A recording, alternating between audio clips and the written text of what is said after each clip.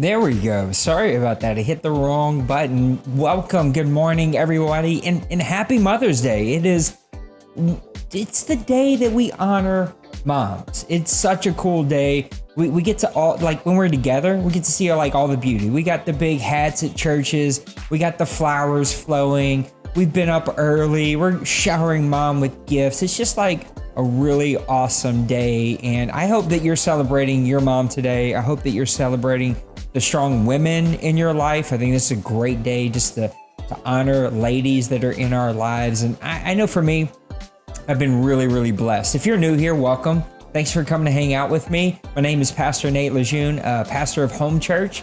I don't know why I put an in there. I guess I forgot for half a second who I was, but my name is Nate and I'm super excited that you're here. We're going to jump into what we're here to talk about. We've been unpacking the process of Exodus, looking how those lessons learned can still apply to our lives as we learn our own process into walking into purpose and fulfillment. I'll tell you all about Home Church at the very end, but I want to honor moms today. And just before we get going here, I've been lucky enough to be around some amazingly strong women in my life, the top most of which is my wife. And I've just been surrounded by women who've had to push through a lot of obstacles, even from my heritage of my grandmother who pushed through a lot of really, really tough, terrible things to not only be a survivor, but to raise her children right and to live just a good life. And to my mom who gave me life. And Mom, I honor you today. I love you today. Hope that you got your gift. I'm going to connect with you later this morning. It's kind of early to be reaching out on Mother's Day, so hopefully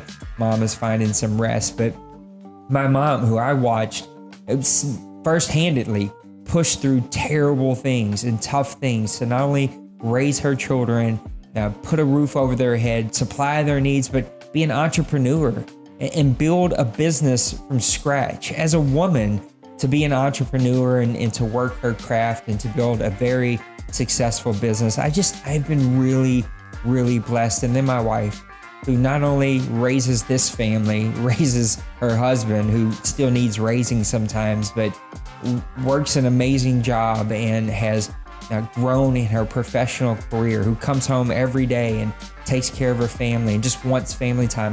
The only thing she wanted, and I learned to just believe her, because for a long time I didn't believe her, but she just wanted time with her grandbaby. And the honest truth is that's what she's doing right now. She is in the bedroom. The grandbaby, Stella, slept over last night, and she is spending time with Miss Stella, and 3-time cancer survivor, never blinked an eye, just one of the strongest women that I know. Happy Mother's Day, baby. I love you. And I can't wait to just celebrate you today and celebrate moms who give us life. Like they are the foundation of life for every single one of us. And even after we're born, even after we've grown out of their womb, we've been birthed into this planet, they still give us life every day of our lives. That wisdom, that foundation of a strong mother. In Proverbs chapter 31, the Bible describes a strong woman, a good woman, a woman who not only takes care of her family's needs, makes sure that everyone's fed, everyone's clothed, but goes out and uses the money that she's made to buy fields, to be an entrepreneur, to be a businesswoman in the business field, to be a woman who's leading in the political field, a woman who is using all of her talents, all of her strength to carry everything. And oftentimes women feel the need to carry it all. And this is why God has put us together. This is why God has given us mates. We both equally represent different aspects of his character, and together we are the fullness. But the mom, that nurturing, loving goodness, a strong woman, but often just can be someone who is very sensitive, very in tune with her feelings and her emotions, who needs to be cared for and loved. And mom just doesn't need to hear it. She needs to believe it. Yeah, sure, it's cool to buy gifts, and it's cool to give her things that honor her and that show her who we love, but just go out of your way to make sure that she knows today how much she means to you. I love our moms, honor our moms, the moms that are represented here at Home Church, the Vandergrifts, the Daigles, the Bentleys, the Wiedners. If any of you watch this, we love you. We honor you today, and happy Mother's Day. And hopefully we're honoring the strong women that are in our lives today. Now, let's talk about what we are here to talk about today, and that is Moses. We've been unpacking. I don't know if I hear people are like, I hate that word. And so I always hesitate when I go to use it. We've been walking through, we've been talking, reading through the scriptures of Exodus, chapter 1, chapter 2, the beginning of chapter 3 is where we left off. Moses is doing his job, just a random, typical Tuesday, and all of a sudden there's a burning bush over there. And Moses is like, what is that? Let me go check it out. And that is where we left off the story. So here's what I want you to do. I'm going to give you a little bit of homework. I want you to go read Exodus chapter 3. Just go ahead. It's 7 verses that we left off on. Read the 7 verses again. It won't hurt. Just to refresh your memory. Read all of chapter 3 and read the beginning portions of chapter 2 or chapter 4 to about verse 12 or so. And that'll catch you up with what we're going to talk about. I'm not going to sit here and read it all to you. I'm going to give it to you in the NLV version, the Nathan Lejeune version, and just kind of give you the highlights of this story. We're going to read a couple of portions about this conversation that Moses had with this burning bush, with his God, and how this conversation brings to the surface all of Moses's insecurities. And this is a conversation that each of us are going to have in our own way, not with a burning bush physically and not with an audible voice, but with our Lord and Savior, with our God, in our hearts, in our minds, with the people that He has surrounded us with. This is why pastors, mentors, deep friends are so important, why counseling can be so helpful and so important. So we need to be able to talk these things out. And this is a process that each of us can learn from as Moses steps into his purpose and his fulfillment in life and steps into being the deliverer for the people of Israel. Let's see if we can get over here. I don't know if it's going to work. We're going to find out like in 2 seconds. It's going to work. It's been giving me a hard time. Looks like maybe the camera's not up, but that's okay. We're going to get the camera up here in like 2 seconds.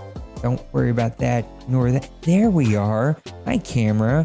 There we go. We got it back going. We moved some wires around. Anytime you move wires around, well, everything goes haywire over here. So we've been reading in chapter 3. Moses walks up, has this conversation with the bush. Bush says, hey, you need to take off all of your clothes. Nate's got to lower the music. I forgot the music was like blaring. Sorry, that's on me. My bad. See, I try not to wear headphones when I'm doing these, just because I'm not going to I don't need to hear anything. And then I forget that the music is going. So, hey, it's Sunday morning for me too.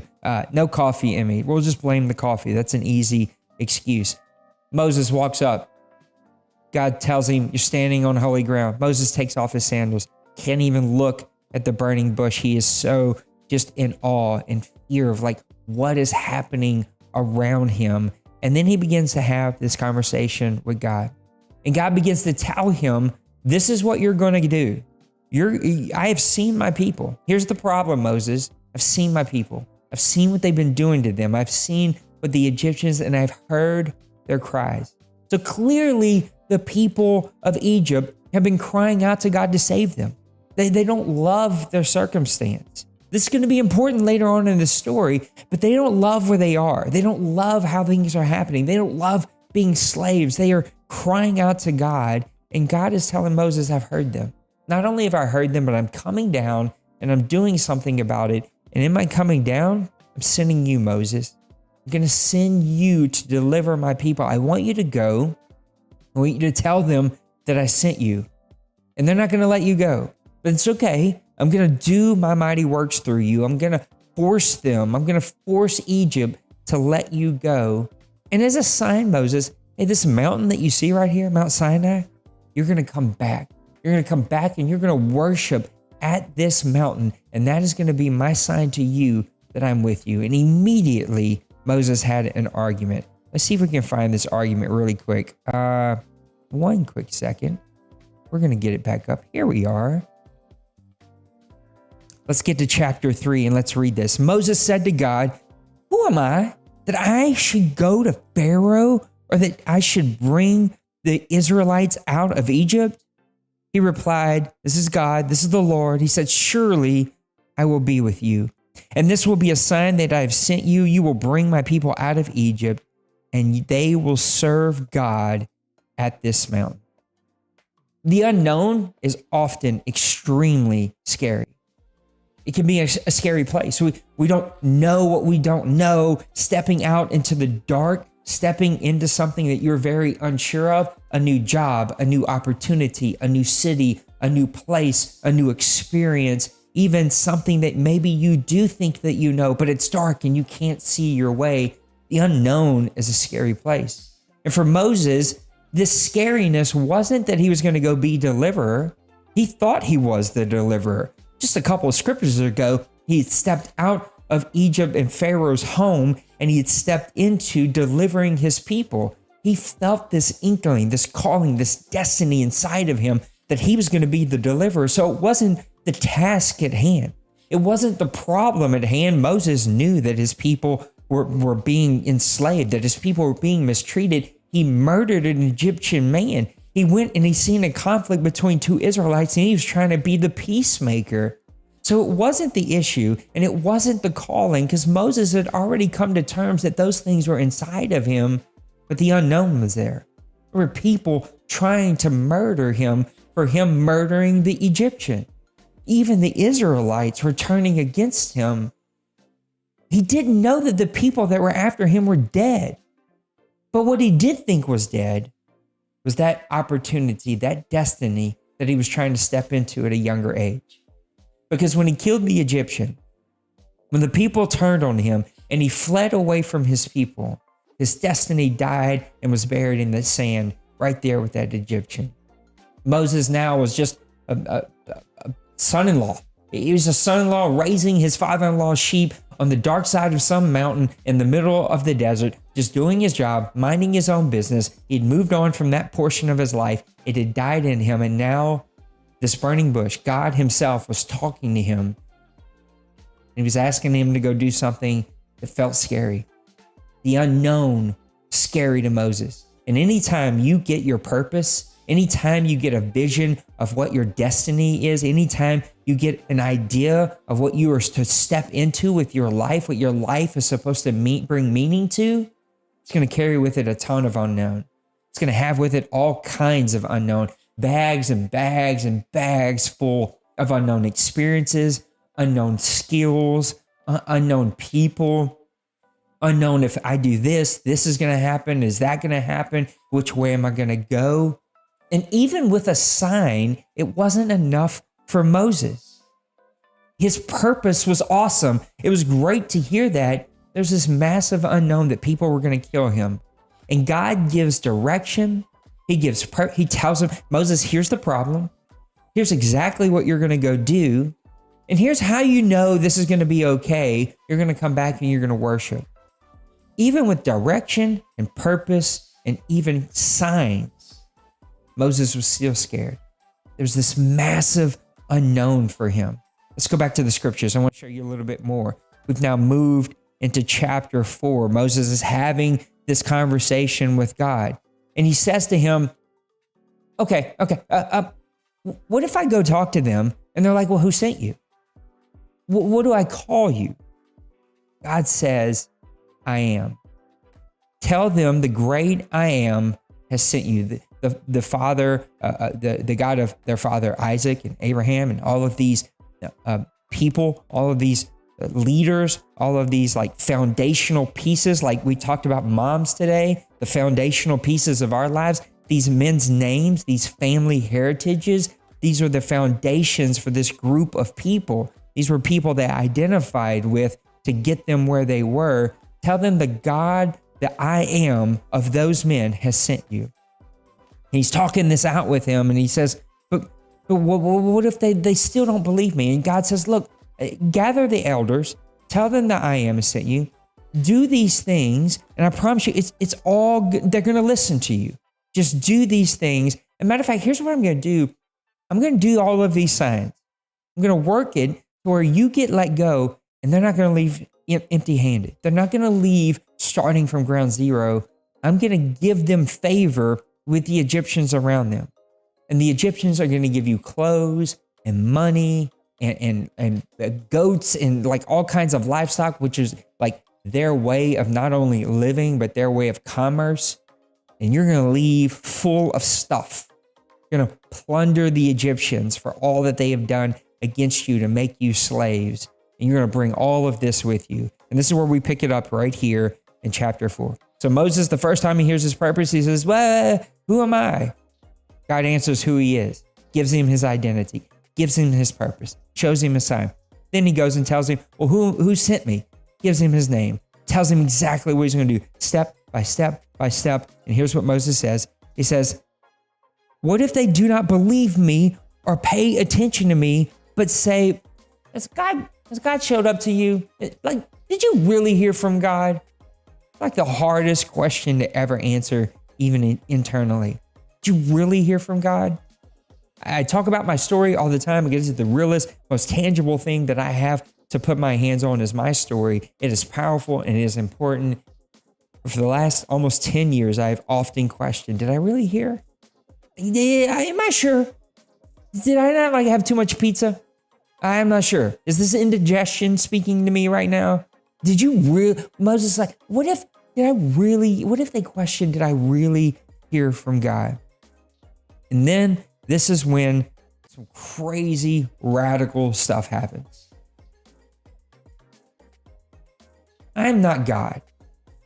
And the easy thing when we read these scriptures, and I've been really processing through this recently, heard a statement that it's just easy to put ourselves in the place of biblical characters, sometimes even Jesus himself. And we're not Jesus. We're not God.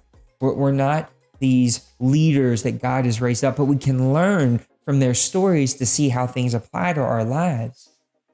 I'm not God. I'm not even remotely close to the great Father, the perfect Father that God is to each and every one of us. But I know as a father, hearing constant, combative excuses being given to you when you're trying to help your children along can be frustrating, to say the least.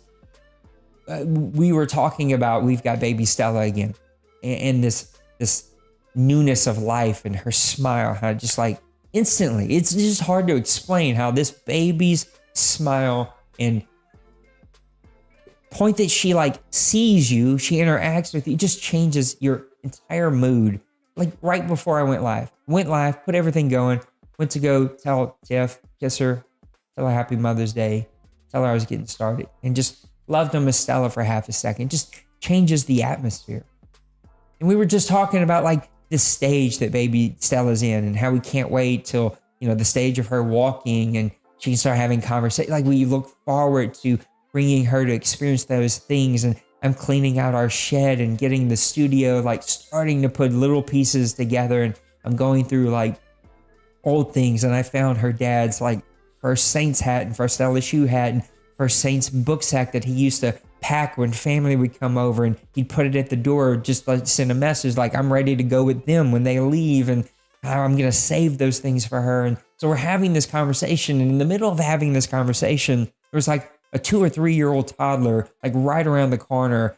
We were doing some shopping, and they were why? And I was oh, that I don't miss. That I'm very thankful for, that I don't have to deal with. I'm glad that we're out of the why stage. It's Moses sitting here why to God? And so finally God's okay, listen, what's in your hand?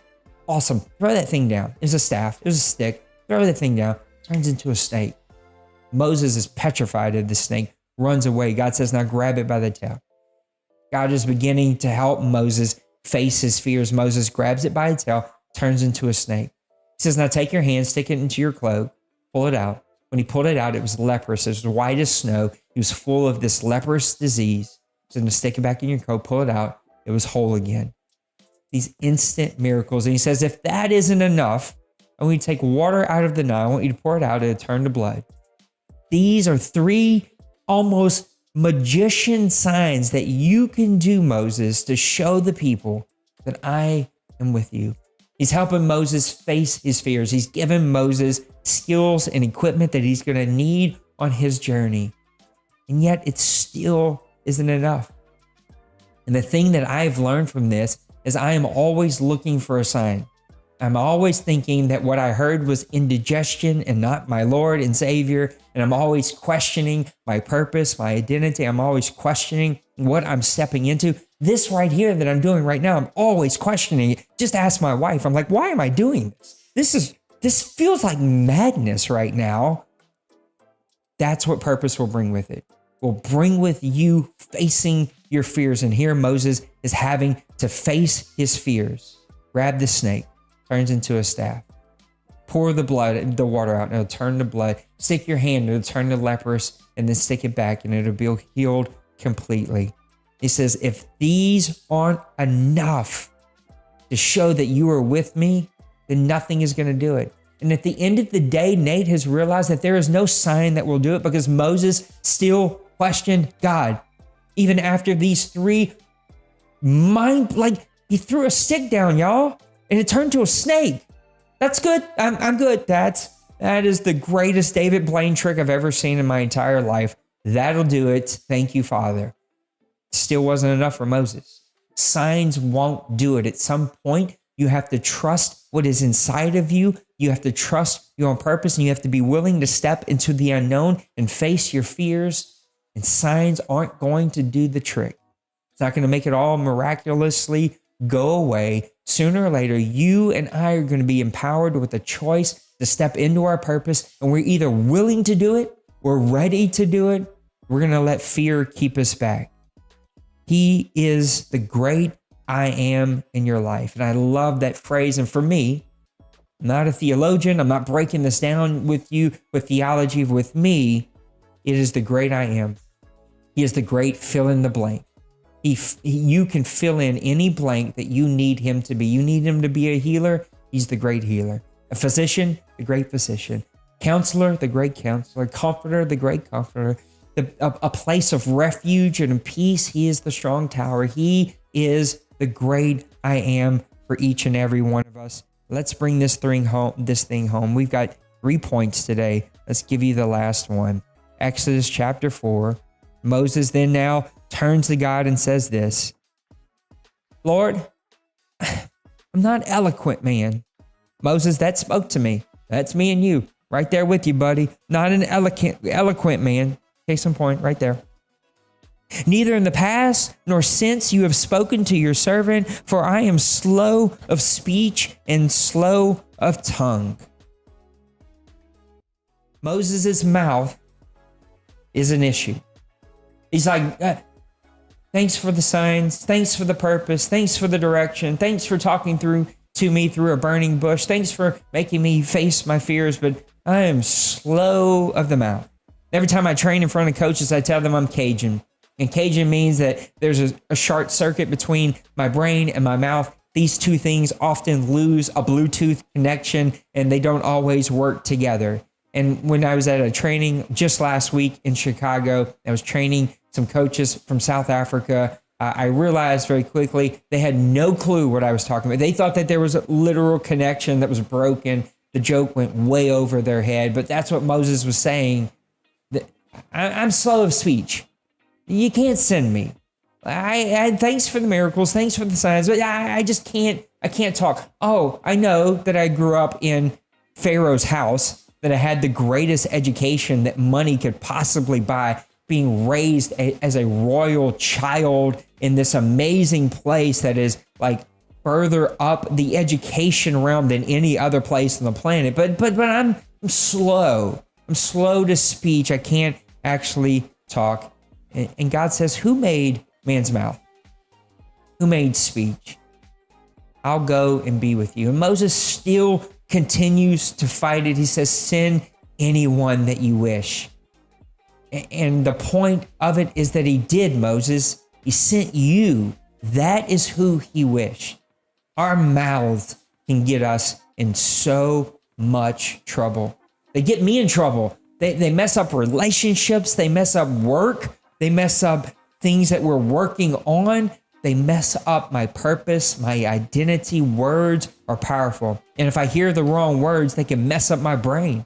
They can rewire my brain to think these things. I know people in my life that don't know what it's like to live without chaos. They don't know what it's like to live without drama, without some kind of like stressful environment, because we've become addicted. Our bodies have become addicted. Just like sodas and any other addiction, energy drinks, like we become addicted to these things, these stimulus. We become addicted to being angry. We become addicted to drama, to issues, to stress. Our brains function the best, we think, in these environments. And that's what Moses is saying, like, I'm sorry, I just can't do what you're asking me to do. God wants us to live in peace, wants us to live in purpose.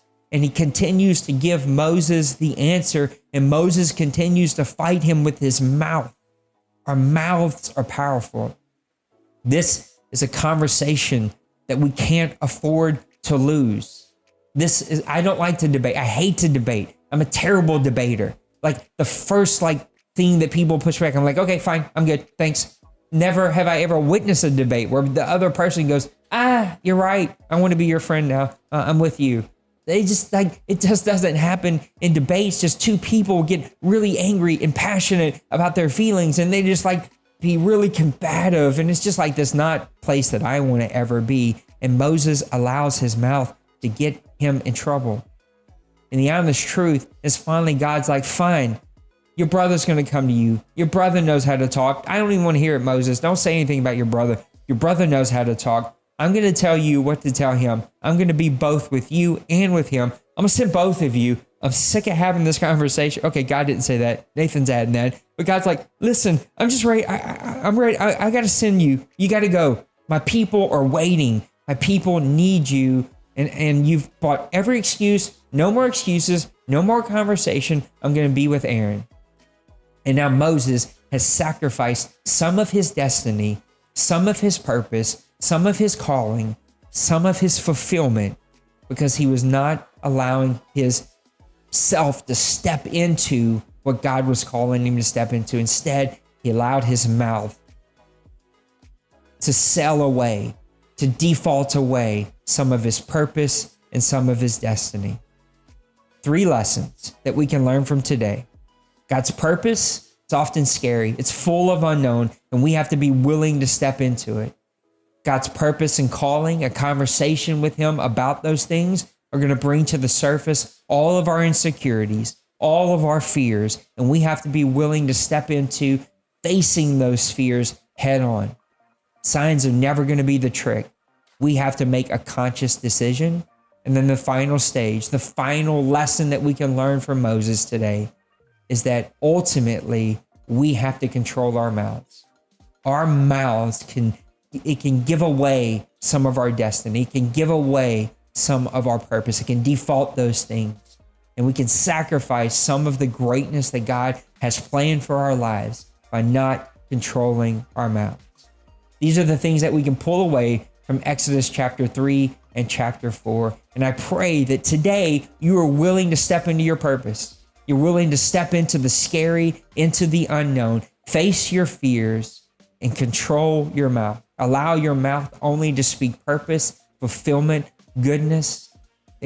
Corinthians tells us the things that we're supposed to set our minds on, forcefully set our minds to things that are good, wholesome, whole, like all of these amazing things. Because if we set our mind on these things, our mouth will be full of them.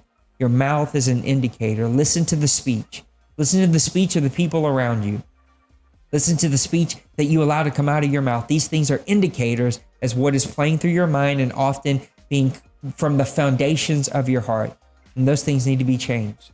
They're not positive. They're not speaking purpose and fulfillment. If they're not bringing life to those around us, then we have to work on stepping into those things, allowing God to change our hearts. This is why a relationship with him is so important. I'm praying for you today. I literally am. I used to pray on camera and then I was like, this is not live. I'm not with anybody. It can be a little bit weird. But know that when this camera is off, I'm praying for you this week. I'm praying for you to step into your purpose, to face your fears, that God would bring you into a relationship with him. If you've never had a relationship with him, we want to walk this story out. I'm leaving 2 comments down below. I want to have this conversation with you. I'm encouraging you, come talk with me. I'm reading these comments. Come have a conversation with me. What are the things that you are facing? What are the fears that you are facing? And what is the part of your purpose that you're willing to step into? Come have the conversation with me. And if you don't have a relationship with God and you want to get to know what is this all about, then come have the conversation with us. Homechurch217.com. There's a place that you can fill out a little card almost. It's like an online form where you can let us know your story and how we can best support you. We want to get you connected to community. If you're right here in the greater New Orleans area, we want to connect you to our community. We meet right here in our living room. I kind of love doing this in my living room for that purpose. Like right behind us, we have these conversations. We worship together. My wife will cook you one of the most amazing meals that you have ever eaten in your entire life, or we'll order one because sometimes work takes over. Wife can't cook, so we'll order something really amazing. Got great restaurants around here, but we're going to eat. We're going to feed you. Things are going to be great. We have fun conversations. I will barista you up coffee. We will sit. We will have worship. You will worship God in your own way. And then when we open the word, we'll walk through it. Right now here, we're walking through Exodus. Here in our home, we're walking through Matthew. We're just looking at different stories and how they apply to our lives. And we're having these really deep, amazing conversations as we all kind of start this journey in our own way.